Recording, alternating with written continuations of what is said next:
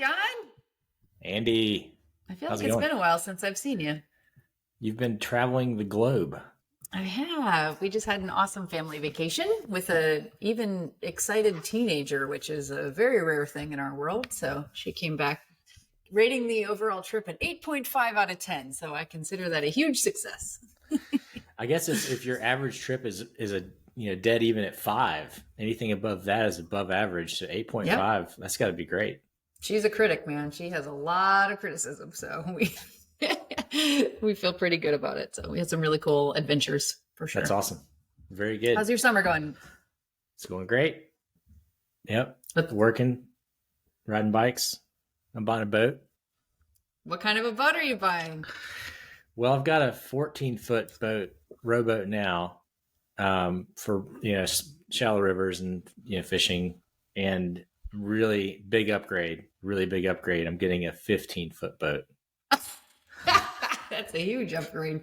But it has an engine on it, so it's not a rowboat? It's still a rowboat. Yeah. Oh, Yeah. so no engine? Just a rowboat? You can put an engine on them, but Yeah. they're meant to be quiet and stealthy Yep. and rode around. So yeah, Oh, that's fun. it's All gonna right. be good. Well, I was about to use the old adage, which, having lived in Florida for 20 years, our favorite thing to say is the only thing better than having a boat is having a friend with the boat. But in this case, I don't know if that applies. So you can enjoy the boat, but I don't know if there's a lot of friends going out on the boat with you. So The other one that I hear is the best day of your life is the day you get a boat, and the second best day of your life is the day you sell your sell boat. the boat. Yep. But That's kind of how it I works. think that generally does deal with the expense and all the motors and all that kind of stuff. And these boats are simple. It's a Yep. glorified, canoe or something, basically. Yeah, So, yeah. yeah. 100%. Well, I guess that speaks to the idea that boats have a fairly poor customer experience in a general sense. There is not a boat owner on the planet that will tell you that there's not a constant litany of issues and situations they're dealing with, and how bad the repair shops are, and everything else that can go wrong always goes wrong. So It's interesting though. I was actually talking about this yesterday with a friend of mine. He's going to be a mentor of mine. He just doesn't know it yet. We were talking about their business and just how difficult it is for people to understand how good their product is without having their hands on it. And I brought up boats because these little boat companies that make these rowboats, especially for fishing, they're called drift boats.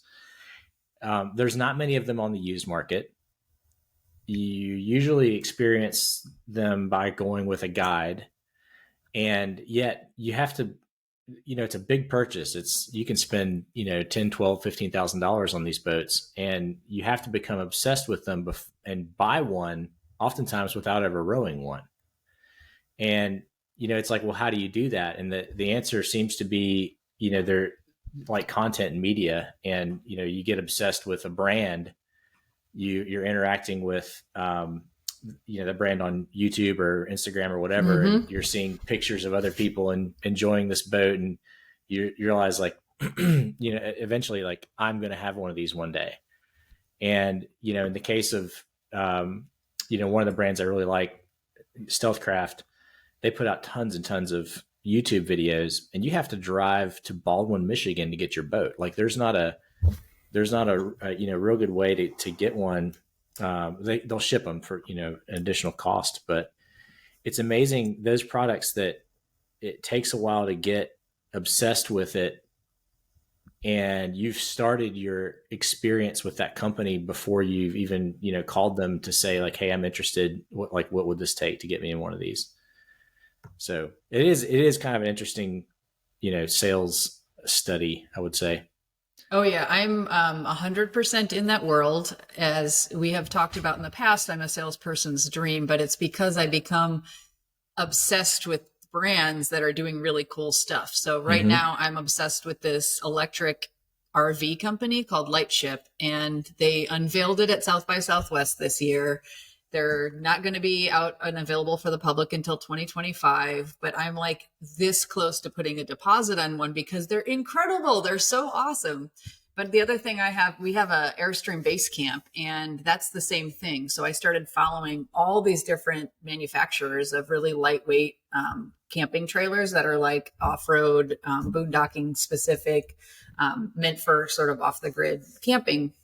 And some of them are, a year, 18 months lead time, and you have to drive to wherever in Ohio. It's almost always in Ohio that they're manufacturing these things to pick them up, and you're getting on this waiting list. And the only way you can see the inside of one or actually touch and feel one is they have a network of owners that allow you to do that. And so I was looking at another brand called Oliver, where they connected me with somebody who lives in Waynesville that had a camper that I wanted to look at. And so I had to connect with that person and go see their camper in person before I placed an order on it. So that's really smart, because you're, because even if you have RVs, that's another fascinating sales cycle, right? Because you have these huge lots that you see like driving down the interstate where there's, I don't know, not 1,000, but probably a couple there hundred. Are sometimes, they're huge. Couple hundred RVs in these places, and you can go tour them, but you don't have necessarily a salesperson that's trained to sell your product.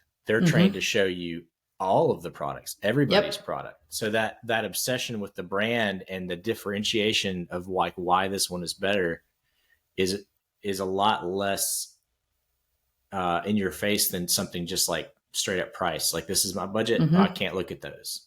And you don't know why it's so much better, And so that owner that's allowing you to come see this, you're already a little bit obsessed with the brand to reach out that far, and they're going to be the biggest sales advocate for the company. That's brilliant. I love that. And you're also immediately then invested in the community, right? Because you've already got it in to somebody who's in it, right? So when we ended up choosing the Airstream, of course, the first thing I did was go and join 50 different Facebook groups on Airstreams. And so now I'm like, oh, I really love this Lightship RV, but Airstream also has an electric that they've been working on. And so now I'm stalking that to see, like, is that going to come out in time? Because I love this Airstream community, and there's something really unique about like just getting hooked into that community.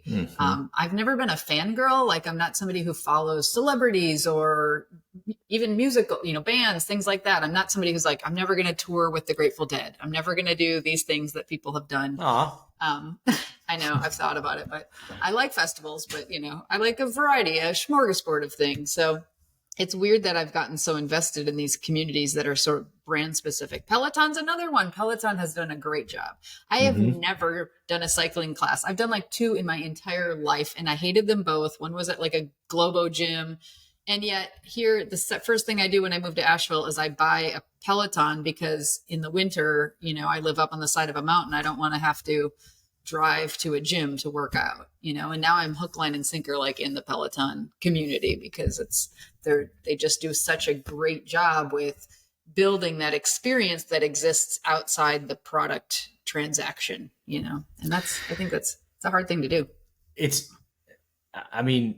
There's so many really interesting cases of brands that have really embraced the sales process as part of their experience. We've talked about how brand, like any interaction with your brand is part of the experience too, but the sales process can be an upside. Like you can, there are sales processes that are built on delivering upside to the customers before they've even bought anything. Yeah. And some of that's like maybe barrier to entry type stuff, but some of it's, there's a benefit to the company selling as well as the benefit to their, potential customers. And I'm really fascinated by that, because I like creating value in general. But also sales can feel just so impersonal. And if you're getting something out of it that's valuable to you, whether that's the feeling of being part of a community or like that obsession with the brand, like you get excited about it before you even have the product, or, maybe it's what we, at Antherware, we'll do research. So we'll call people in our target, market, target industry, and just explain who we are and that we're a research, and development consultancy. And we're doing a study specifically about your industry. Would you like to be a part of that study? And it's like, well, what's in the study? Well, that's it. You're hitting us at a good time because we're designing our learning objectives right now. What would you like to know about your industry right now? Like what's on your mind? So we're getting information about what's on, these buyers' minds and what's going on in a specific industry, but they're able to spend a little bit of time with us. And then after we've compiled all the results, we send that back out as an exclusive report that they get. So they've got an upside too. Oh yeah. And, maybe they've got a project that's perfect for Anthropware. Maybe they don't, but at the same time, we're building relationships. We're building, I think kind of a little bit of, weight and gravity into that industry where we're seen as somebody that knows what they're doing, because we do. So, I think that upside, managing that upside risk and always getting something out of it is different than just, hitting the phones and plugging away at sales. I totally agree. And that's why Big C has always been an inbound marketing agency, and, inbound is not really the word we use anymore, but the way I've always considered marketing is that it's helping, like what we are doing and the marketing we produce, because that's what we're doing, should be in some way either helping people do something better, learn about something, educate somebody, or just delight them in some capacity, right? Just give them joy. And it's why it's the thing that I think differentiates a marketing agency from an advertising agency. We are more about a relationship. I think marketing is more about a relationship and truly understanding your buyers and their needs, and also creating things to suit those needs, versus advertising, which is more about maybe you're understanding your buyers, but it's also just pushing content towards them and hoping that they bite on it, which is something that we have to do as well. But a lot of times we use the educational content that we produce to use, to advertise ourselves and say, hey, here's a research report we've put together, or here's a white paper that might be helpful in some capacity. So Yep.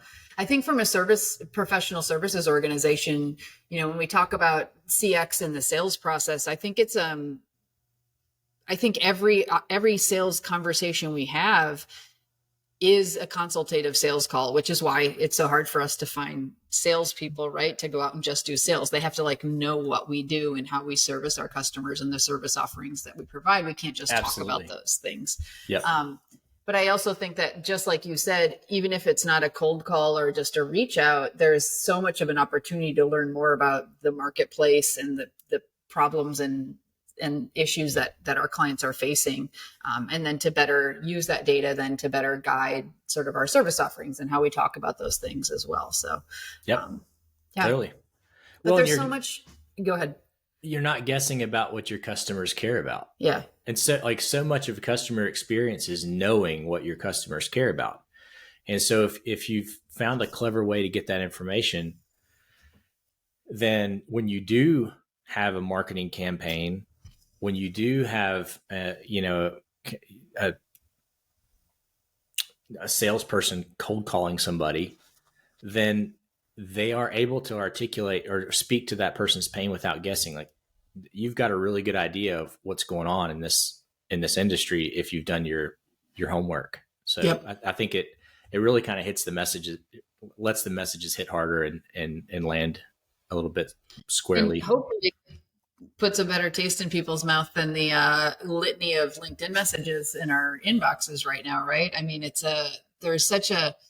get such a bad taste in my mouth, and it's such a bad first brand experience when I'm just inundated with sales outreach. And especially my least favorite thing is when it's a company that we're already a client of, because their CRM does not somehow flag the fact that just because I'm not the one who made the purchase for my organization, that we aren't already customers. And so I just think there's so much, unfortunately, the proliferation of huge data structures has made it such that, salespeople are just out fishing, and SDRs don't have any understanding of how those things tie into the larger business practice, but they're turning me off on a lot of products. I mean, it's a very big turnoff to be constantly pushed at.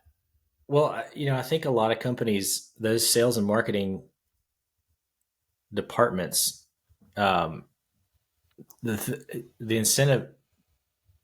incentives and goals of those departments are aligned to to that organization, Yes. Yep. not to the customer. Not to the customer. Yep. And I don't know that you could make a really compelling argument for a $500 million SaaS company to change that incentive. But the fact remains, it's for their benefit, not your benefit, to have that type of sales organization. And they're really good at it. But it doesn't benefit the customer. And I wonder, with customer experience being so important these days, and the way people feel, what they're afraid of, either an existential force or an internal, crunch.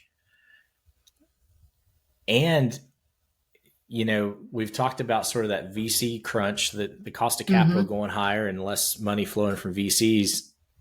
These companies have to start caring a lot about churn, which is really a big function of customer experience. I wonder if that's going to be something that changes in the marketplace a little bit around these sales organizations, less focused on just the organization's goals and more focused on what the customer actually cares about. They've got to find a way to do something. Yeah, I completely agree with that. And if I am asked to book a demo one more time on any SaaS sales website, I'm going to shoot a gasket, because it is the most, I just want to get into the product and see it and play with it. I don't want to have a salesperson looking over my shoulder or telling me what it does. I have to use things. That's who I am. I just need to use things to know. And so, I think that I think those things are changing a little bit. I think the buyer's journey is changing. We talked about last episode about, the new customer, but I do think that as SaaS organizations have time to mature, that they go with the easiest approach to selling their product first and foremost, which is booking a demo, right? It's not setting up an entire user instance that, can accommodate all of this all these junk users sort of coming in and just playing with something and then going away. But I think that as they mature, they're building those different pathways for people to get engaged with their products. So I think that's a good thing. Good. Some of those products, like, part of their stickiness is how hard it is to change, though, which means it takes a long time to set up. Yeah, I know it. But that's not a good enough reason to stay anymore, because there's so many options. Yeah. And there's so much consolidation in software stacks happening these days. And that, again, I don't know if that's because customers are demanding it or because it's, better economics for the companies in the space. But we're seeing consolidation pretty much in every sector around stack. But I don't know. We've had a lot of, the last, 10 years, just so many tools have come out. You have this tool for this and this tool for that, and this tool for this. And, I've got login fatigue. I don't know about you, but consolidation does permanently seem logging pretty good. Everything, but yeah.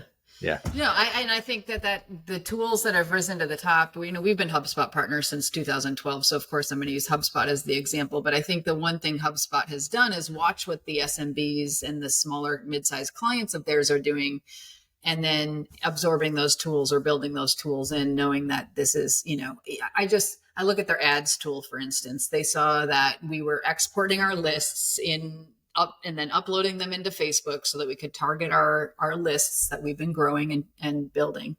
And so they built a tool that integrates that seamlessly. And it was not great at first, but they continued to refine it until it's become something actually fairly useful. And they've added LinkedIn, and they've added Instagram, and they've added other platforms as well. So that's been a nice thing. But yep. And everybody's integrating AI now. So what's the big takeaway? Sales and customer experience. We kind of talked about this longer than planned, right? I know. I think that sales is an overlooked aspect of CX for a lot of organizations. I don't think as many organizations focus on their brand building from the very beginning through the customer experience and what that looks like. And it truly turns, not to call out a brand, but we're going through this with Adobe right now. We have had the worst customer experience with them. Of course, we love the product. So once we're inside the product, everything is just fine. But just the issue of dealing with our professional licenses and who has what and how many and how much are they charging us and how frequently. And we had to consolidate 2 different agencies when we acquired an agency last year, has been the most nightmarish of experiences. And my business partner he has spent hours on the phone with them, and it's been an infuriating experience trying to get our designers and developers access to the tools they need to do their jobs every day, which what we ended up doing is canceling our business account completely and just buying individual accounts for everybody on our team, because we don't even want to deal with the corporate management side of the process and the salesperson who has been so awful. It's interesting because the salespeople get residuals there too. So their incentive should be aligned to making you as happy as possible. Yeah. But man, that's crazy. Yep. So now handoff, like sales. So there's two. So there's multiple kinds of sales, right? Like there's hunting and farming. Mm-hmm. So before you ever bought Adobe, you had to go, shopping, and you wanted a big enterprise account, and it's going to cost you, X amount of tens of thousands of dollars. And, those are big decisions. And then there's a chance for amazing customer experience where the handoff between sales and delivery is seamless and all the information is captured and there's no surprises. And I think we all have horror stories of that handoff process having a lot of like mixed expectations. And then there's the, whether it's apparent or not, it's easier to farm than it is to hunt. Mm-hmm. And once you're a customer, especially with a subscription-based product or service, the incentive is to keep you as long as possible and to upsell or cross-sell, either sell you more of the stuff that you're already buying or sell you a different SKU. And that process, if it comes off as, hey, you're growing, we're supporting your growth, and they're like one step ahead, almost like a consultant is always supposed to be one step ahead, and they're anticipating your needs and they're making everything easy and it's seamless. And before you realize you have a billing issue, as an example, they call you and say, hey, we noticed that we overcharged you last month. It looks like maybe you're not using as many of these seats as you were. We went ahead and took care of it for you. Yep. Then you become a lifetime customer. And those things are so easy to win at, and they get botched all the time. And like it or not, like the sales part, like the transactional aspect of doing business where money is changing hands is where the rubber meets the road with what you're telling them your customer they're going to get and what they feel like they're actually getting. And so, I'm not a very money motivated person, but money is a pretty big metric of how good I'm feeling about, an employee's performance or, like those kind of things. So especially what I'm paying for products. So yeah, sales, customer experience, massively overlapping. Massively. Well, it was good talking to you about this unexpected topic today. Yeah, you too. This works great.